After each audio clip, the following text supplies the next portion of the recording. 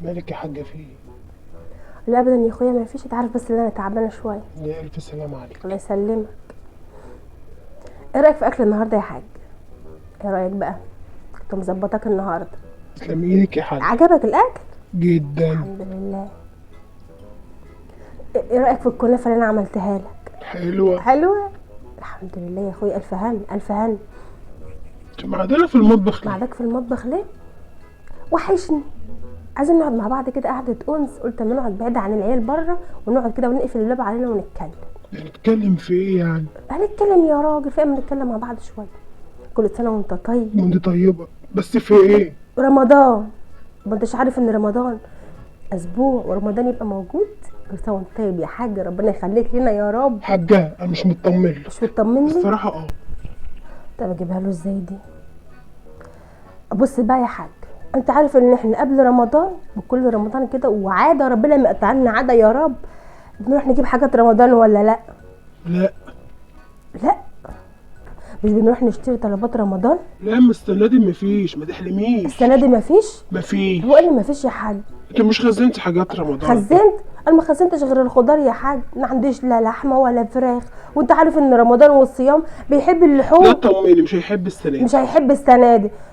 يعني انت هتفضل صايم يا حاج طول النهار وتيجي تفطر على ايه؟ على كشري؟ يعني مش هتيجي قبل الفطار تقول لي طب خلي ايه النهارده يا حاج؟ مش هتقول. مش هفتح بوق. هتسيبني بقى انا اعمل لك الاكل على مزاج؟ اكيد يعني مش هتقول. مش هتكلم. طيب خلاص. طيب ماشي، مش عايزين لا لحوم ولا فراخ، هنبقى نباتيين يا سيدي.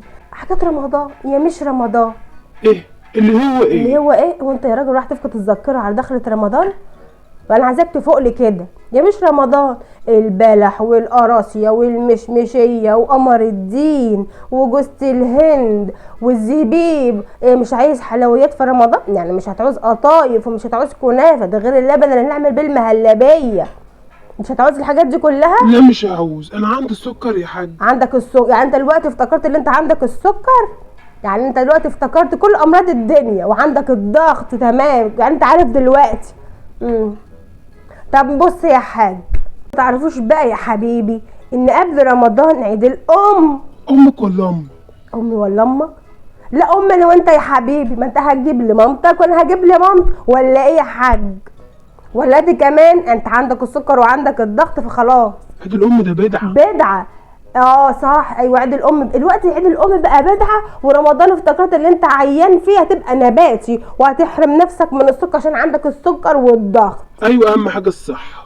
اهو خلاص، انا اتفقت بقى على هدايا عيد الام. اتفقتي؟ ايوه اتفقت. يعني دفعتي؟ اتفقت وما دفعتش. ايه دفعت؟ انا ما دفعتش حاجه. اتفقت ان انا اجيب طقم حلل كده تيفال شايفاه تحفه تحفه ب 4000 جنيه، وهنجيب بقى طقمين، طقم لامي وطقم لامي. 8000 جنيه؟ ايوه 8000 جنيه، ده بعد الخصم كمان. يعني ده كان بتسعة يا راجل، كان بتسعة، دلوقتي عاملين عروض عشان خاطر عيد الام. بقول لك ايه، عايز تقول ايه؟ فاكره طقم الحلل بتاعك اللي انت جايباه؟ طقم الحلل بتاع اللي انا جايباه جديد مال؟ ادولهم في عيد الام. اديه لمين بالظبط؟ لامي ولا لامك؟ لا ما احنا نقسمه ما بينهم. نقسمه؟ قوم يا حاج قوم. اختار ايه؟ هو عيد الام لازم هتجيب فيه، وفي رمضان لازم هتجيب فيه حاجه طلبات رمضان. هنجيب حاجه، هي حاجه هنجيب واحده. حاجه واحده، لا عيد الام لا طلبات رمضان. والله يا حاج اللي انت عايزه اعمله، انا ماليش دعوه. انا قلت لك ان في عيد ام وفي رمضان، شوف انت بقى هتعمل ايه. لما انا لقيت حل حلو. حل ايه يا حاج؟ هنلم العيال ونروح لموائد رمضان. موائد رمضان؟ موائد رمضان؟ ايوه موائد رمضان. هتاخدنا انا والعيال تقعدنا على موائد رمضان؟ بس ايه رايك؟ تصدق فكره.